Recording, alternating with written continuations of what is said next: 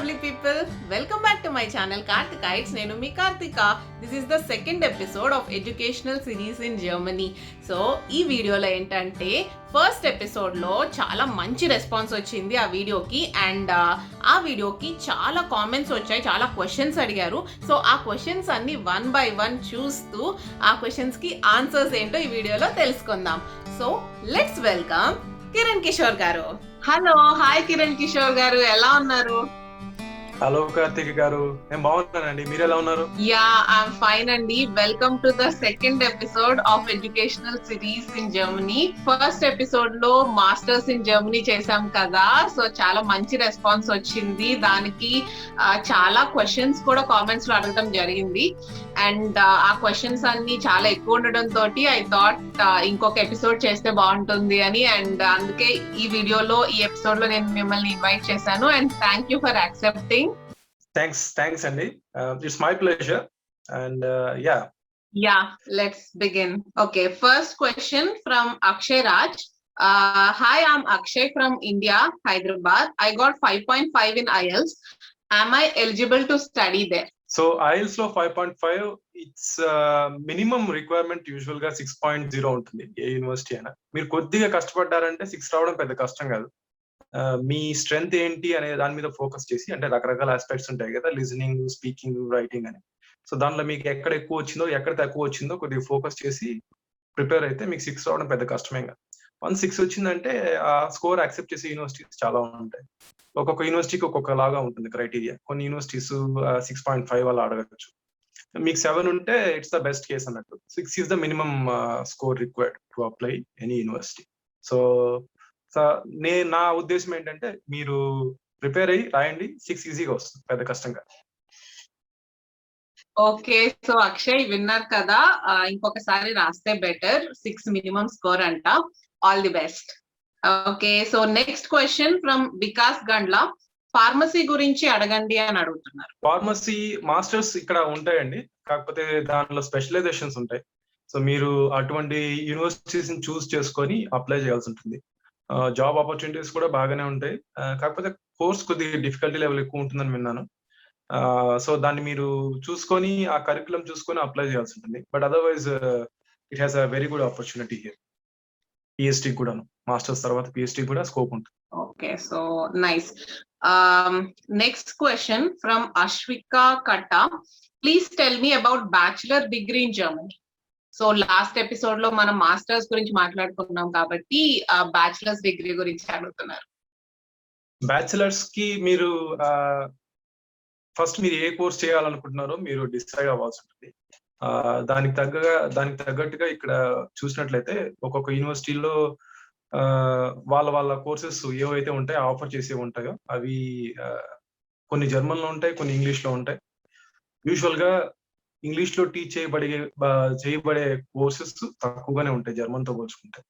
So ఒకవేళ కనుక మీకు ఇంట్రెస్ట్ ఉన్న కోర్సు జర్మన్ లో ఉంటే అటువంటిప్పుడు మీకు లాంగ్వేజ్ రిక్వైర్మెంట్ అనేది ఒకటి ఉంటుంది. సో యూనివర్సిటీ వాళ్ళు ఏం చేస్తారంటే మీకు ఆ కోర్సులో అడ్మిషన్ ఇచ్చే ముందు వాళ్ళు చెప్తారు, మీరు ఈ విధంగా లాంగ్వేజ్ కోర్స్ ఫినిష్ చేసినట్లయితే మీకు ఆ కోర్సులో అడ్మిషన్ ఇస్తాము అని చెప్తారు. అలా చెప్పడమే కాదు, మీకు సజెషన్ కూడా ఇస్తారు అన్నమాట. మా యూనివర్సిటీలో జర్మన్ కోర్సెస్ నడుపుతున్నాం, మీరు ఆ కోర్సెస్ ని సర్టన్ లెవెల్ వరకు, అంటే A1, A2, B1, B2, C1, C2 ఎంతవరకు అయితే ఆ కోర్సు రిక్వైర్మెంట్ ఉంటుందో అంతవరకు ఫినిష్ చేయండి, మీకు అడ్మిషన్ ఇస్తాం అని చెప్పి వాళ్ళ కోర్స్ కూడా ఆఫర్ ఇస్తారనమాట. అది ఒక్కొక్క కోర్సు 3 నెలల నుంచి 6 నెలల దాకా ఉండొచ్చు ఒక్కొక్క లెవెల్. సో అది ఫినిష్ అయిన తర్వాత మీకు ఆ యూనివర్సిటీలో మీరు ఏ కోర్స్ అయితే చేయాలనుకుంటున్నారో దానిలో మీకు అడ్మిషన్ ఇస్తారు. లేదా మీ మనసు మారి వేరే యూనివర్సిటీకి మారుదాం అనుకున్నా మారచ్చు. Okay, so nice. Next question from Revanth. German language నేర్చుకోవడం పక్కానా, ఇంకా నేర్చుకుంటే మొత్తమా లేదా బేసిక్స్ ఏనా? బేసిక్స్ తో మీరు స్టూడెంట్ గా ఉన్నప్పుడు కొంతకాలం బతకచ్చు కానివ్వండి, బట్ జాబ్ లో డెఫినెట్ గా జర్మన్ కావాల్సి ఉంటుంది. జర్మన్ నేర్చుకుంటే మీకు ఛాన్సెస్ ఎక్కువ ఉంటాయి. ఇప్పుడు ఫర్ ఎగ్జాంపుల్ మీరు ఎలా అర్థం చేసుకోవాలంటే, ఆంధ్రాలో ఇప్పుడంటే అందరూ ఇంగ్లీష్ అర్థం చేసుకుంటారు, బట్ మనం రూరల్ పార్ట్స్కి వెళ్ళామంటే విలేజ్ సైడ్ అక్కడ అంత బాగా అర్థం కాకపోవచ్చు. ఎందుకంటే చదువుకునే వాళ్ళు ఉంటారు. బట్ ఇంగ్లీష్ మన భాష కాదు కాబట్టి తెలుగు మాట్లాడే వాళ్ళే ఉంటారు. ఇక్కడ కూడా అంతే అన్నమాట. మనము వాళ్ళకి ఇంగ్లీష్ వచ్చినా గానీ వాళ్ళ లింగ్వా ఫ్రాంకా అంటారు ఇంగ్లీష్. అంటే వాళ్ళు డిఫాల్ట్‌గా వాళ్ళ మదర్ టంగ్ వచ్చి జర్మన్ అన్నమాట. వాళ్ళు దానిలో మాట్లాడడానికే ఇష్టపడతారు. లాంగ్వేజ్ నేర్చుకుంటే మీకు లైఫ్ ఈజీగా ఉంటుంది. సో, అందువల్ల లాంగ్వేజ్ మీద స్ట్రెస్ చేస్తారన్నమాట. అంటే జాబ్స్ కూడా దానిలో వాళ్ళు జాబ్ డిస్క్రిప్షన్‌లో మెన్షన్ చేస్తారు. ఈ విధంగా మీకు ఇంతవరకు జర్మన్ వచ్చుండాలి అనేసి. సో, అందువల్ల జర్మన్ నేర్చుకోవడం అనేది చాలా ఇంపార్టెంట్. ఓకే. సో, ఇప్పుడు నా క్వెషన్ ఇది. ఏ లెవెల్ వరకు నేర్చుకోవాలి అంటారు? నేర్చుకోవాలి అనే అనే అనే డిజైర్ గాని, కోరిక గాని ఉందంటే మీరు ఎంతవరకైనా నేర్చుకోవచ్చండి. అది మీ డ్రైవ్ మీద డిపెండ్ అయి ఉంటుంది. మీరు ఎక్కువ నేర్చుకుంటే ఎక్కువ బెనిఫిట్ పొందుతారు. తక్కువ నేర్చుకుంటే don't feel integrated into German society. So, German society నుంచి ఏదో వాళ్ళు వేరు, నేను వేరు అన్న అపోహలోనే ఉండిపోతారన్నమాట. సో, నేర్చుకోవాలి అనుకుంటే C1 దాకా నేర్చుకోవచ్చు. C2 దాకా నేర్చుకోవచ్చు. There is no limit. Okay. But యావరేజ్‌గా అంటే ఇంత ఉంటే అవుతది, సస్టైన్ అవుతది అన్న లిమిట్ ఏంటి? సో, మినిమమ్ ఇక్కడికొచ్చే స్టూడెంట్స్‌కి డిఫాల్ట్‌గా నేనిచ్చే సలహా అయితే ఏంటంటే మీరు కనీసం A1, A2 అన్నా ఫినిష్ చేయండి ఇండియాలో ఉన్నప్పుడు. ఓకే. బెస్ట్ కేస్ ఫినిష్ చేస్తే మీరు అడ్వాంటేజెస్ పొజిషన్‌లో ఉంటారు. ఆహ్, లేదు, కాదు, మీకు టైం లేదు అని అనుకుంటే A2 దాకన్నా ఫినిష్ చేయండి. సో దట్ మీకు బేసిక్స్ అర్థమవుతాయి. ఇక్కడికొచ్చిన తర్వాత మళ్ళీ లాంగ్వేజ్ పని పట్టొచ్చు. వెంకటేష్ నల్లి అడుగుతున్నారు. నాకు ఒక డౌట్. టోటల్ 2 ఇయర్స్‌కి ఎంత అవుతది మనీ? ప్లీజ్ నాకు ఒక రఫ్ నంబర్ కావాలి. ఎంత అవుతది అని. సో, ఇది మోస్ట్ కామన్ క్వెషన్. జర్నీ అనే కాదు, బయటికెళ్ళాలనుకున్న ఏ స్టూడెంట్స్ అని అడిగే క్వెషన్ ఇది. ఆహ్, ఒక సంవత్సరానికి ఇక్కడున్న ఎస్టిమేషన్ ప్రకారం మీకు ఇంచుమించుగా ఒక 8,000 నుంచి 10,000 యూరోల వరకు ఖర్చవ్వచ్చు. It okay. Keeps on changing. ఎందుకంటే మీరు చేసుకున్న యూనివర్సిటీ, ఆ సిటీ మీద కూడా డిపెండ్ అయి ఉంటుంది లివింగ్ ఎక్స్‌పెన్సెస్ అనేవి. ఇప్పుడు జర్మనీలో బెర్లిన్ లాంటి సిటీలో మీకు అడ్మిషన్ వచ్చిందనుకోండి. ఆహ్, అక్కడ ఒక రకమైన స్టాండర్డ్ ఆఫ్ లివింగ్ ఉంటుంది. హాంబర్గ్ లాంటి సిటీలో అడ్మిషన్ వచ్చిందనుకోండి. ఇక్కడ స్టాండర్డ్ ఆఫ్ లివింగ్ ఎక్కువ కాబట్టి మీకు 900-1000 యూరోస్ చూపించాల్సొస్తుంది. సో, అంత ఖర్చవుతుంది అని నా ఉద్దేశం. సో, దానికి తగ్గట్టుగా 12 నెలలు. 12 నెలలంటే ఆల్‌మోస్ట్ 10,000 నుంచి 12,000. ఒకవేళ చీపెస్ట్ అనుకుంటే మీరు అప్పుడు 800 కాలిక్యులేట్ చేయాల్సొస్తుంది. 800 ఇంటూ 12 నెలలు ఎంత? ఇంచుమించుగా 10,000. అలా 2 సంవత్సరాలు అంటే 20,000 అని అర్థం. అది మీ లివింగ్ ఎక్స్‌పెన్సెస్ ప్లస్ మీ ట్యూషన్ ఫీజు ఇప్పుడైతే ఫ్రీగానే ఉంది. కొన్ని యూనివర్సిటీస్ ఉన్నాయి. హై ఫీజులు ఉన్నాయి యూనివర్సిటీస్. మీరు ఆ ట్యూషన్ ఫీజు కూడా ఇంక్లూడ్ చేసుకోవాల్సుంటుంది. సో, ఒక 22,000, 23,000 యూరోలు అనుకోండి. ఆ యూరోల్ని మన ఇండియన్ కరెన్సీలో మార్చినట్లయితే ప్రస్తుతం ఉన్న వాల్యూ ప్రకారం ఒక 85 యూరోలు ఉంది. 85-89 ఇంచుమించుగా. అవును. హ్మ్. 88 అట్లా ఉంది. 88 అలా ఉంది. సో, అంత దాన్ని ఇంటూ మల్టిప్లై చేసుకుంటే మీకు ఫిగర్ వచ్చేస్తుంది. రఫ్‌లీ ఒక 30 లక్షలు అనుకోండి. Surendra Vendra is asking academic minimum criteria అడగవా అని. Minimum criteria. మినిమమ్ అంటే ఏ కోర్స్‌కి అనేది ఇక్కడ మనం తెలిస్తే బాగా చెప్పొచ్చు. అకాడమిక్ క్రైటీరియా, మినిమమ్ క్రైటీరియా అంటే మాస్టర్స్‌కా? బ్యాచిలర్స్‌కా? లాంగ్వేజ్ నేర్చుకోవడానికా? మోస్ట్‌లీ మాస్టర్స్‌కే అయి ఉంటది. ఎందుకంటే లాస్ట్ ఎపిసోడ్‌కి వచ్చిన డౌట్స్ కాబట్టి. సో, ఇది మనం యూనిఫార్మ్‌గా చెప్పలేము. అకాడమిక్ మినిమమ్ క్రైటీరియా అనేది. ఒక్కొక్క యూనివర్సిటీకి ఒక్కొక్కలాగా ఉంటుంది. మీరు అప్లై చేసే కోర్స్ మీద కూడా డిపెండ్ అయ్యి ఉంటుంది. సో, అది మీరు ఇండివిడ్యువల్‌గా చెక్ చేసుకోవాలి. కానీ బెస్ట్ కేస్ ఏంటంటే మీకు 60% కంటే ఎక్కువ ఉంటే బెటర్ అన్నమాట మీ బ్యాచిలర్స్. సో, అది ఒక మినిమమ్ క్రైటీరియాగా చెప్పొచ్చు. ప్లస్ కామన్‌గా ఏంటంటే ప్రతి యూనివర్సిటీ ఇంగ్లీష్‌కి సంబంధించింది గాని, లేదంటే వాళ్ళ కాంపిటెన్సీకి సంబంధించిన టెస్ట్‌లు గాని అడుగుతారు. Test results. ఐఎల్టీఎస్ కానియండి, ఐఎల్టీఎస్ కానియండి, తర్వాత జీఆర్ఈ కానియండి, టోఫెల్ కానియండి. సో, అది కూడా ఒక కైండ్ ఆఫ్ మినిమమ్ క్రైటీరియా అని కూడా చెప్పొచ్చు. నెక్స్ట్ ఇంకొక మినిమమ్ క్రైటీరియా ఏంటి అనంటే ఇందాక నేను చెప్పినట్టు జర్మన్ కోర్స్‌లో బ్యాచిలర్సో, మాస్టర్సో ఉందనుకోండి. అప్పుడు అది కూడా మినిమమ్ క్రైటీరియా అవుతుంది. అంటే భాషని మీకు వచ్చు అన్న సర్టిఫికేట్ అన్నమాట. అంటే B1, B2 సర్టిఫికేట్ ఓకే. ఉంది. అది one of the minimum criteria అవుతుంది. ఇంకా ఆబ్వియస్లీ ఫోర్త్ మినిమం క్రైటీరియా ఏంటంటే మీ ఫండ్స్. మీకు ఫండ్స్ చూపిస్తేనే ఇది తర్వాత వచ్చే అంశం ఇది. ఎందుకంటే మీకు అడ్మిషన్ ఇస్తారు. ఇచ్చిన తర్వాత మీరు ఫీజు పే చేస్తారు. దాని తర్వాత వీసా కోసం ఎంబసీకి వెళ్ళినప్పుడు అప్పుడు మీరు ఫండ్స్ చూపించాల్సి వస్తుంది. అది అకాడమిక్ క్రైటీరియా కాకపోయినా అది ఒక మినిమం, అంటే ఇక్కడ రావడానికి మినిమం క్రైటీరియా అని చెప్పచ్చు. Next question from Durgesh Kopella. Mechanical engineering course needs German language అని అడుగుతున్నారు. మంచి క్వశ్చన్. యాక్చువల్లీ జర్మనీలో మెకానికల్ ఇంజనీరింగ్ చాలా టాప్ నాచ్. ఎందుకంటే ఇక్కడ ఆటోమొబైల్ ఇండస్ట్రీ బాగా స్ట్రాంగ్ అన్నమాట. మీరు ఏ కార్ తీసుకున్నా ఫోక్స్ వ్యాగన్ దగ్గర నుంచి మన ఫోక్స్ వ్యాగన్, తర్వాత BMW, తర్వాత బెంజ్, ఆడి, సో అన్ని most of the famous automobile companies అన్ని they are based at German కార్ల గురించి మన అందరికి తెలుసు. సో మీరు కూడా కార్తిక్ గారు ఇక్కడ పనిచేశారు కాబట్టి మీకు కూడా మంచి ఐడియానే ఉన్నట్టు. సో ఆ విషయం, సో మెకానికల్ ఇంజనీరింగ్ వాళ్ళకి స్పెషలైజ్డ్ కోర్సెస్ కూడా ఉంటాయి. ఆటోమొబైల్ ఇంజనీరింగ్ మీద తర్వాత స్పెషలైజేషన్స్ చాలా ఉంటాయి. అవన్నీ మీరు చూస్ చేసుకునే దాన్ని బట్టి. సో ఆపర్చునిటీస్ అయితే బాగుంటాయండి, అదేం ప్రాబ్లం లేదు. కాకపోతే మెకానికల్ కొన్ని కోర్సెస్ మేబీ జర్మన్ లో టీచ్ చేస్తూ ఉండొచ్చు యూనివర్సిటీలో. అటువంటి కోర్సెస్ టీచ్ చేసినప్పుడు మీరు అప్లై చేసినప్పుడు ఇందాక చెప్పినట్లు సేమ్ లాజిక్ అప్లైస్. మీరు జర్మన్ లాంగ్వేజ్ సర్టిఫికేషన్ ఫినిష్ చేయాల్సి ఉంటుంది. వాళ్ళు చెప్పిన ఇన్స్ట్రక్షన్స్ ఇచ్చిన లెవెల్ ప్రకారం. అది అయిపోయిన తర్వాత మీకు అడ్మిషన్. ఇప్పుడు అందరూ ఎక్కువగా కామన్ గా అడిగే క్వశ్చన్ ఏంటంటే జర్మన్ లాంగ్వేజ్ అని. సో జర్మన్ లాంగ్వేజ్ అనేది కంపల్సరీ మ్యాండేటరీ అంటారా, లేకపోతే ఇంగ్లీష్ తో కూడా మేనేజ్ చేయొచ్చా? సో ఇంగ్లీష్ తో మేనేజ్ చేయొచ్చు. ఈ స్పెసిఫిక్ క్వశ్చన్ ప్రకారం ఏంటంటే చాలా వరకు కోర్సెస్, మాస్టర్స్ కోర్సెస్ ఇంగ్లీష్ లో ఉంటాయి. సో అదేమి పెద్ద ఇష్యూ కాదు. ఇక్కడ మీరు అప్లై చేసినప్పుడు అడ్మిషన్ కూడా వస్తుంది, ప్రాబ్లం ఏం కాదు. జర్మన్ లాంగ్వేజ్ ఎక్కడ మ్యాండేటరీగా పెట్టకపోవచ్చు. ఇంగ్లీష్ లో టీచింగ్ చేసే కోర్సెస్ కి జర్మన్ అనేది మ్యాండేటరీ కాదు. సో జర్మన్ అనేది ఎప్పుడు మ్యాండేటరీ అంటే ఆ courses, for example mechanical engineering లో థర్మల్ ఇంజనీరింగ్ సబ్జెక్ట్ ఉంది అనుకోండి. ఆ సబ్జెక్ట్ ఓన్లీ ఒక ప్రొఫెసర్ ఉన్నాడు అనుకోండి, అతను ఓన్లీ జర్మన్ లో టీచ్ చేస్తుంటే అటువంటిప్పుడు మీకు జర్మన్ లాంగ్వేజ్ కావాల్సి వస్తుంది. But most of the courses English లోనే ఉంటాయి. సో కాబట్టి ఏంటంటే మీరు అప్లై చేయొచ్చు, ఈజీగానే వస్తుంది, పెద్ద విషయం ఏం కాదు. Sports time the need of ఆర్ అంట ఐడి. What about chemical engineering in Germany? Chemical engineering కూడా బాగానే ఉంటుంది. సో మెర్క్ అని ఒక ఫేమస్ కంపెనీ ఉంది, తర్వాత చాలా ఉన్నాయి. సో కెమికల్ ఇంజనీరింగ్ కూడా ఆపర్చునిటీస్ బాగానే ఉంటాయి. మీరు ఏ సైడ్ వెళ్దాం అనుకునేది మీకు క్లారిటీ ఉంటే దానికి తగ్గట్టుగా కోర్సెస్ అప్లై చేసి మీరు అడ్మిషన్ వచ్చిన తర్వాత ఆ మాస్టర్స్ బ్యాచిలర్స్ ఫినిష్ చేస్తే సో దాని తర్వాత జాబ్ కి అప్లై చేసుకో. Venkateswararao Mamillapalli is asking, what about public universities in Germany?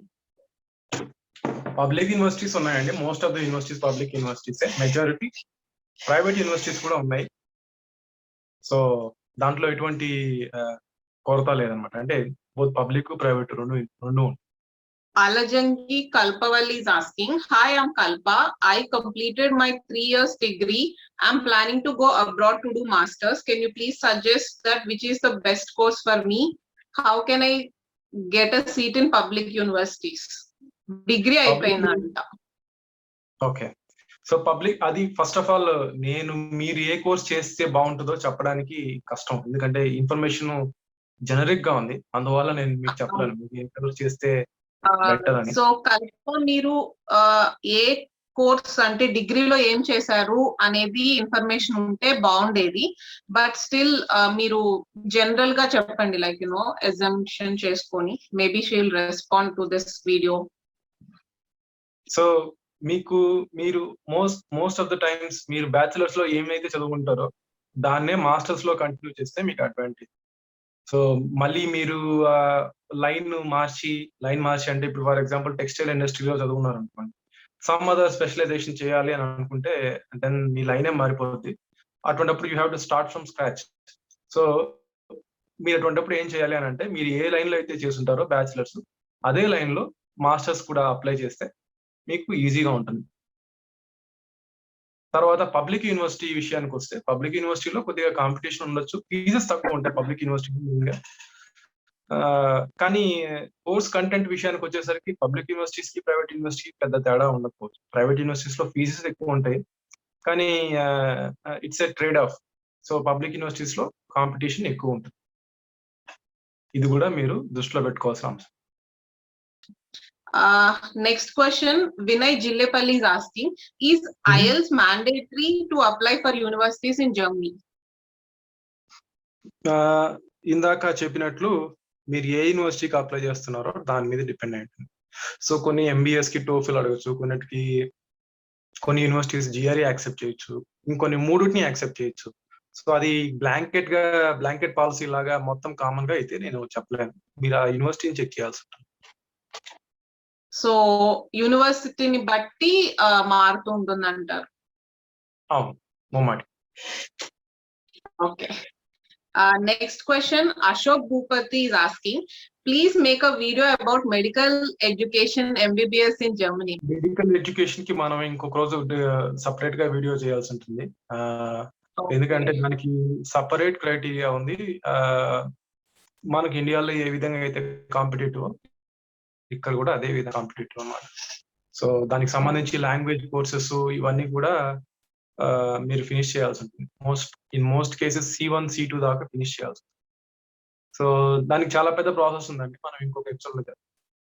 Vikas Vicky is asking, I'm now intermediate. I want to study BSc Agriculture in foreign countries with free education. Which country is best? Please give me suggestions. European universities లో దేనిలో అయినా మీకు ఫ్రీగా చేయాలనుకుంటే European universities లో వీటిలైనా okay. But దాని తర్వాత మీరు ఏం చేద్దాం అనుకుంటున్నారు అనే దాని మీద మీ ఫ్యూచర్ ప్రాస్పెక్ట్స్ మీద, మీ ఫ్యూచర్ ప్లాన్స్ మీద డిపెండ్ అయి ఉంటుంది ఏ యూనివర్సిటీ ఏ కంట్రీ అయితే బెస్ట్ అని. సో మీరు మీ ప్యాషన్ ని పర్సూ చేద్దాం అనుకుంటున్నారా? So what is your main motive, main aim అనేది మీ కోర్స్ ఆఫ్ మీ చూస్ అంటే మీ ఆప్షన్స్ ని డిసైడ్ చేస్తుంది. So obviously most of the European countries లో మాస్టర్స్ అనేది ఫ్రీ, ఎక్సెప్ట్ యూకేలో తప్ప. సో మీరు యూరోప్ లో కానీ, జర్మనీలో కానివ్వండి, ఫ్రాన్స్ లో కానివ్వండి, నార్వే, ఫిన్లాండ్, స్వీడన్, సో వీటిలో ఫ్రీగానే ఉంటుంది కోర్సెస్. సో మీరు అప్లై చేయొచ్చు. కొద్దిగా మైనర్ వేరియేషన్స్ అంటే చిన్న తేడాలు ఉండొచ్చు ఈ స్ట్రక్చర్. మనం ఇంకొక ముఖ్యమైన విషయం అర్థం చేసుకోవాల్సింది ఏంటంటే, ఫ్రీ అంటే మొత్తం ఫ్రీ కాదు. ఫ్రీ అనే పదాన్ని మనం ఇక్కడ డిఫైన్ చేయాల్సి ఉంటుంది. యుఎస్ ఫ్రీ అని ఎందుకు అంటారు అని అంటే, యుఎస్ యూనివర్సిటీస్ లో కానివ్వండి, యూకే యూనివర్సిటీస్ లో కానివ్వండి, మీకు చాలా ఎక్కువ ఫీజు ఉంటుంది కోర్స్ కి, ఒక సెమిస్టర్ కి లేదంటే పర్ ఇయర్ కి. ఇక్కడ మీకు పబ్లిక్ యూనివర్సిటీస్ లో ఆ ఫీజు ఉండదు, అంత ఫీజు ఉండదు. మోస్ట్లీ ఒక 700, 250 నుంచి 700 యూనివర్సిటీ, 700 యూరోల దాకా ఉండొచ్చు, డిపెండ్స్ ఆన్ యూనివర్సిటీ. అందువల్ల ట్యూషన్ ఫీజు లేకపోవడం వల్ల దాన్ని ఫ్రీ కోర్స్ అంటారు. అంతేగాని ఫ్రీ అంటే మొత్తం మీ స్టేని కూడా వాళ్ళే స్పాన్సర్ చేస్తారని అర్థం కాదు. ఫ్రీ మీ స్టేని ఎప్పుడు స్పాన్సర్ చేస్తారు అని అంటే, మీరు స్కాలర్షిప్ కి అప్లై చేసినప్పుడు. స్కాలర్షిప్ కి చాలా కాంపిటీషన్ ఉంటుంది, మీ క్రెడెన్షియల్స్ కూడా దానికి తగ్గట్టుగానే ఉండాలి. ఓకే. సో ఫ్రీ అంటే ఫ్రీ అని కాదు, ఓన్లీ ట్యూషన్ ఫీజ్ ఎగ్జామ్షన్ ఉంటుంది. నెక్స్ట్ క్వశ్చన్ Kamalakar Reddy నుంచి, how to do job search in Germany from India? Is there any genuine consultants are available? So మనం నెక్స్ట్ ఎపిసోడ్ జాబ్ సెర్చ్ గురించి, jobs గురించి అనుకున్నాం కదా, ముందే క్వశ్చన్ వచ్చేసింది, ఏం చెప్తారు? డెఫినెట్లీ నెక్స్ట్ ఎపిసోడ్ లోనే కవర్ చేద్దాం అంటాను. కానీ మీరు ఒక సమ్మరీ ఏంటంటే, ఛాన్సెస్ అయితే ఉన్నాయి ఇండియా నుంచి సెర్చ్ చేసిన, అది మనం డీటెయిల్డ్ గా నెక్స్ట్ ఎపిసోడ్ లో డిస్కస్ చేద్దాం. ఓకేనా? డెఫినెట్ గా చాలా పెద్ద టాపిక్ కదా అది. సో Kamalakar Reddy గారు నెక్స్ట్ ఎపిసోడ్ చూడండి, మొత్తం జాబ్స్ గురించే ఉంటుంది ఎపిసోడ్ అంతా కూడాను. Okay. Next question from Naresh Janasena, which is the best country to do masters, USA or UK or Germany అని అడుగుతున్నారు. అది మీ ప్రిఫరెన్సెస్ మీద డిపెండ్ అయి ఉంటుందండి. నన్ను అడిగారంటే నేను జర్మనీ అనే చెప్తాను, ఎందుకంటే నేను ఎక్కడున్నాను, ఇక్కడ చదివాను కాబట్టి. మీకు మారచ్చు, మీ ప్రిఫరెన్సెస్ ఏందనే దాన్ని బట్టి మారచ్చు. మీ వన్ ఆఫ్ ద ఫ్యాక్టర్ ఏంటి అని అంటే ట్యూషన్ ఫీజు, రెండో ఫ్యాక్టర్ ఏంటంటే భాష. సో ఈ వీటిని పరిగణలోకి తీసుకుంటే మీరు ఏ కంట్రీ బెస్ట్ అని చెప్పి మీరు డిసైడ్ చేసుకోవచ్చు. So next question from Anantha Sai Nagapranav, only toppers కి ప్లేస్ ఉంటుందా అక్కడ, లేదా యావరేజ్ పీపుల్ కూడా ఛాన్సెస్ ఉన్నాయా లేవా అడగవా అని అడుగుతున్నారు. సో ఈ క్వశ్చన్ ఆన్సర్ చేసే ముందు నాకు ఇంకా ఫైనల్ డీటెయిల్స్ తెలియాలి, ఎందుకంటే యావరేజ్ అనే డెఫినేషన్ చాలా బ్రాడ్.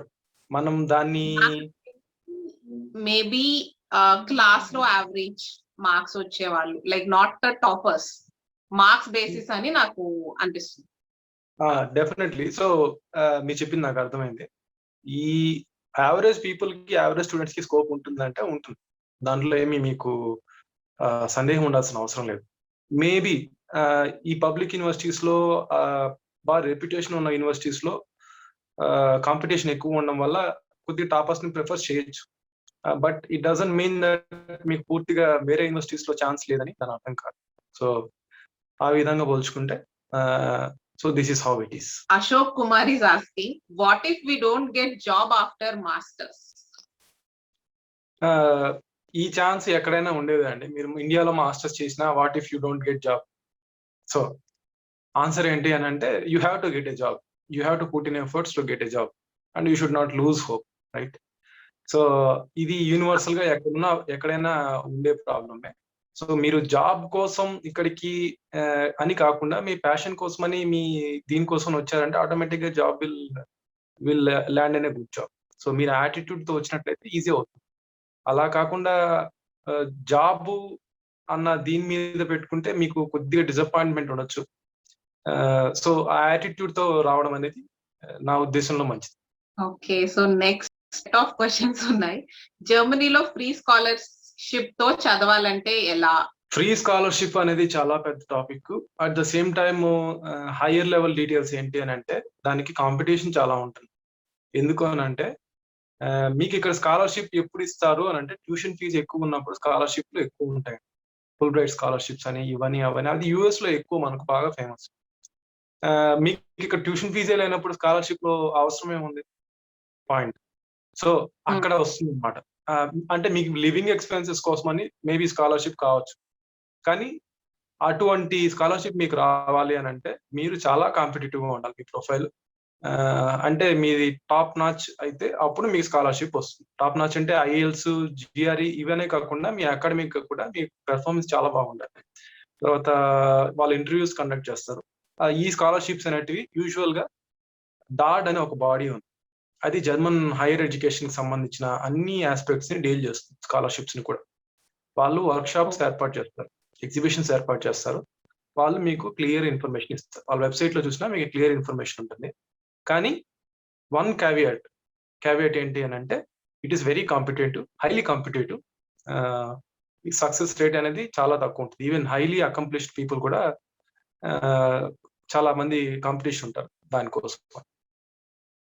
ఓకే, ఇంకొక క్వశ్చన్, ఎంబీఏ గురించి క్వశ్చన్స్ ఉన్నాయి. సో మేబీ ఎంబీఏ గురించి టాపిక్ రాలేదు కాబట్టి ఐఎమ్ ఆస్కింగ్, జర్మనీలో ఎంబీఏ చదవడానికి తక్కువ ఫీజు తీసుకుంటున్న బెస్ట్ యూనివర్సిటీ అండ్ ఎంబీఏ చదవడానికి టోటల్ అమౌంట్ ఎంత అవుతుంది అని అడుగుతున్నారు. బెస్ట్ యూనివర్సిటీ నేను చెప్పలేనండి, ఎందుకంటే ఆ ర్యాంకింగ్స్ అనేటివి మారుతూ ఉంటాయి. నెక్స్ట్ వచ్చి ఫీ అంటారా, దీంట్లో పబ్లిక్ యూనివర్సిటీస్ ఉన్నాయి, ప్రైవేట్ యూనివర్సిటీస్ ఉన్నాయి. సో మీరు మీ ప్రిఫరెన్సెస్ మీద, మీ అఫోర్డబిలిటీ మీద డిపెండ్ అయి ఉంటుంది. మీరు ఎంతవరకు భరించగలరు, కెపాసిటీ బేర్ చేయగలరు ఫైనాన్షియల్ గా అనే దాని మీద డిపెండ్ అయి ఉంటుంది మీరు ఏ ఎంబీఏ చూస్ చేసుకుంటే బెటర్ అనేది. తర్వాత ఏమన్నారు question? Expenses 2 years MBA expenses ఎంత అవుతుంది? ఓకే, సేమ్ మీకు మాస్టర్స్ కి ఏ విధంగా అయితే నేను చెప్పాను ఎక్స్పెన్సెస్ అనేటివి, the same applies here. Mainly living expenses. కానీ మీరు ప్రైవేట్ యూనివర్సిటీలో చేద్దాము అని అనుకుంటే కొద్దిగా రిలేటివ్లీ ట్యూషన్ ఫీజు ఎక్కువ ఉంటుంది. అది మైండ్ లో పెట్టుకొని, ప్లస్ మీ లివింగ్ ఎక్స్పెన్సెస్ కూడా ఉంటాయి అన్నమాట. సో దాని మైండ్ లో పెట్టుకొని మీరు అప్లై కన్సిడర్ చేయాల్సి. ఓకే, అండ్ ఎంబీఏ చేసే వాళ్ళకి మీరు ఇచ్చే టిప్స్? ఏముందండి, మీరు ఎంబీఏ చేసినా ఎంఎస్ చేసినా మీరు వచ్చే కంట్రీకి గురించి తెలుసుకోండి, దాన్ని ఎంజాయ్ చేయడం నేర్చుకోండి. అదర్వైజ్ ఎందుకంటే మీరు ఇక్కడికి ఇది ఇంగ్లీష్ స్పీకింగ్ కంట్రీ కాదు మెయిన్లీ. అందువల్ల ఛాన్సెస్ ఆర్ దట్ మీరు చాలా డిసప్పాయింట్ అయ్యే అవకాశాలు ఉంటాయి. మీరు కొద్దిగా నేర్చుకొని కొద్దిగా ఇక్కడ బయట తెలుసుకుంటూ ఉంటే, తెలుసుకోవడానికి ఇంట్రెస్ట్ చూపిస్తే then you can learn a lot. ఎందుకంటే యుఎస్ లో ఒక ఇంగ్లీష్ స్పీకింగ్ పాపులేషన్ మాత్రం ఉంటారు. ఇక్కడ యూరోప్ లో ఏంటంటే రకరకాల ఆల్మోస్ట్ మన భారతదేశం లాగా ఇక్కడ కూడా చాలా భాషలు మాట్లాడతారు, చాలా రకాల కల్చర్స్ ఉంటాయి. వీటినంతా మీరు ఇక్కడికి వచ్చి ఎక్స్ప్లోర్ చేయొచ్చు. ఎంబీఏ యూరోప్ లో ఎందుకు చేయాలి అని అంటే, స్పెసిఫిక్ గా జర్నీలో ఎందుకు చేయాలి అని అంటే, నా రీజన్ అయితే అదే. మీకు రకరకాల కల్చర్స్ కి ఎక్స్పోజర్ ఉంటుంది. యుఎస్ లో కూడా ఉండొచ్చు, కానీ యుఎస్ లో ఏంటంటే it's more or less English culture అనేది ఉంటుంది, అమెరికన్ కల్చర్ అనేది. ఇక్కడ ఏంటంటే you get to see people from all parts of Europe, not only that from all parts of the world, and you get to explore a lot. ఇక్కడ చాలా industries ఉన్నాయి, వాటన్నిటిని మీరు ఎంబీఏ చేసేటప్పుడు ఎక్స్ప్లోర్ చేయొచ్చు, ట్రావెల్ చేయొచ్చు, భాషలు నేర్చుకోవచ్చు. So all these points makes Germany interesting destination అన్నమాట. బట్ ఇక్కడ ఇంకో ఇంట్రెస్టింగ్ క్వశ్చన్ ఉంది. జర్మనీలో చదువుకుంటూ మనం అక్కడ లైఫ్ ని ఎంజాయ్ చేయొచ్చా అంటే, లైక్ ట్రావెలింగ్ అని అడుగుతున్నారు.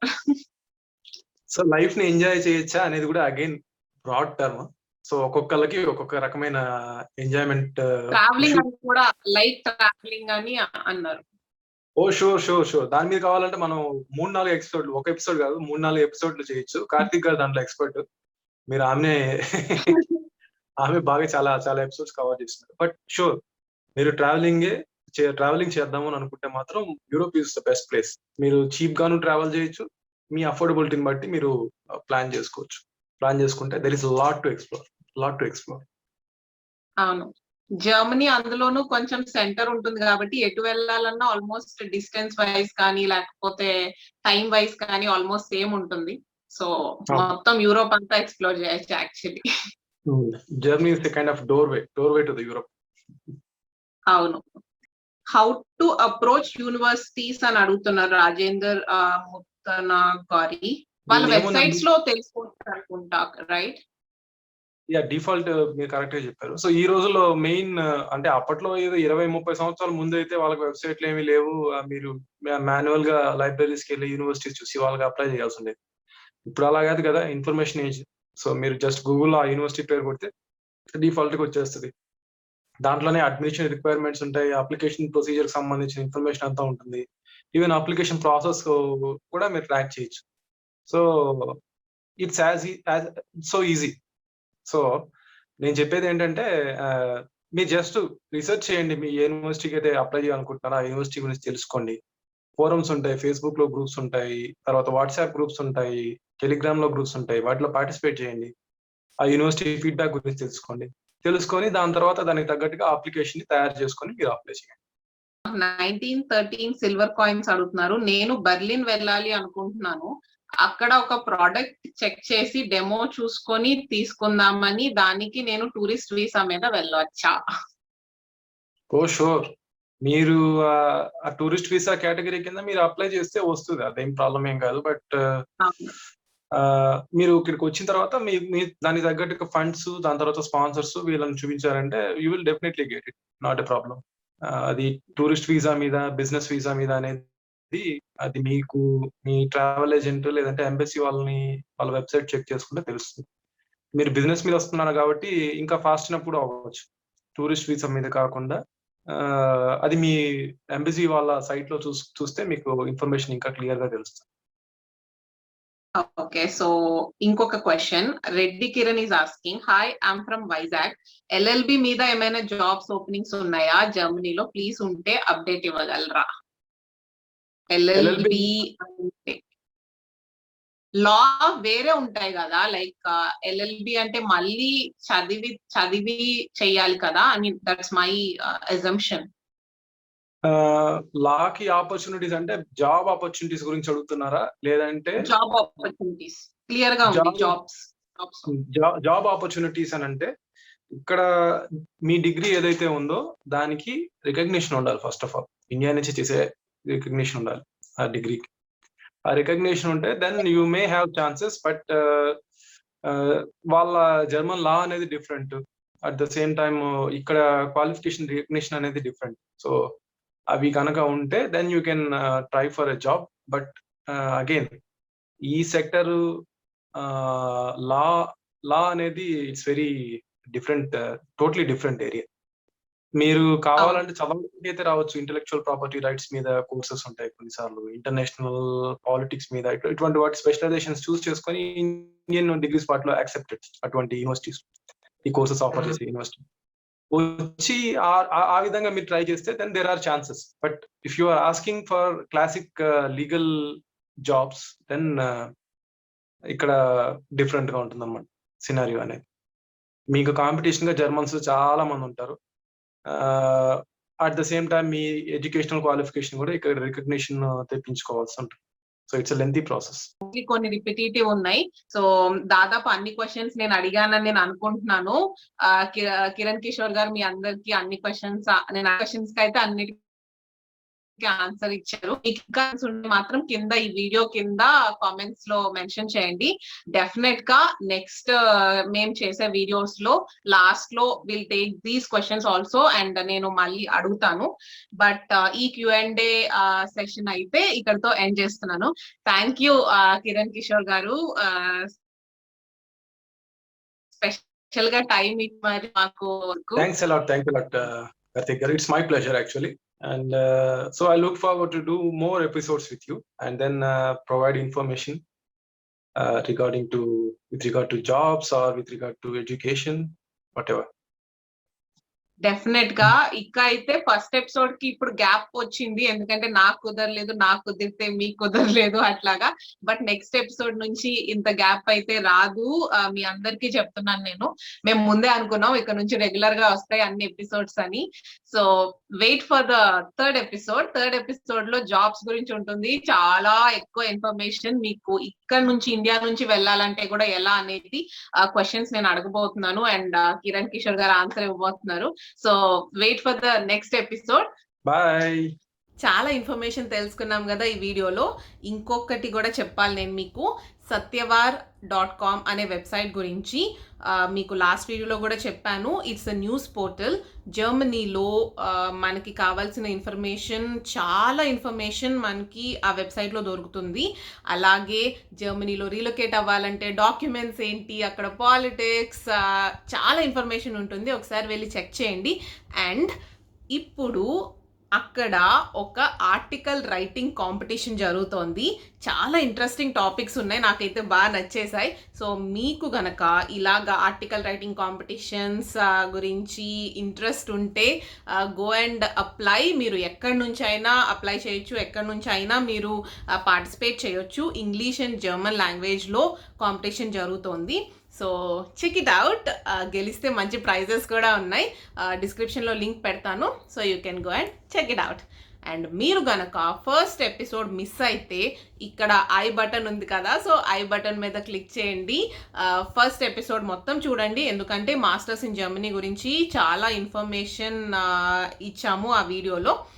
అండ్ నెక్స్ట్ ఎపిసోడ్ కోసం కూడా వెయిట్ చేయండి. నెక్స్ట్ ఎపిసోడ్లో జాబ్స్ గురించి, ఇక్కడ నుంచి వెళ్ళాలంటే ఏంటి, అక్కడ వెతుక్కోవాలంటే ఏంటి, చాలా ఇన్ఫర్మేషన్ మీకు ప్రొవైడ్ చేయడానికి ట్రై చేస్తాను. So wait for the next episode. ఈ వీడియో మీకు నచ్చిందని నేను అనుకుంటున్నాను. If you like it, please hit the like button, share it with your friends and students. మీకు తెలిసిన వాళ్ళందరికీ షేర్ చేసేయండి. Also comment and subscribe to my channel Karthik guides. Bye. మళ్ళీ నెక్స్ట్ వీడియోలో కలుద్దాం.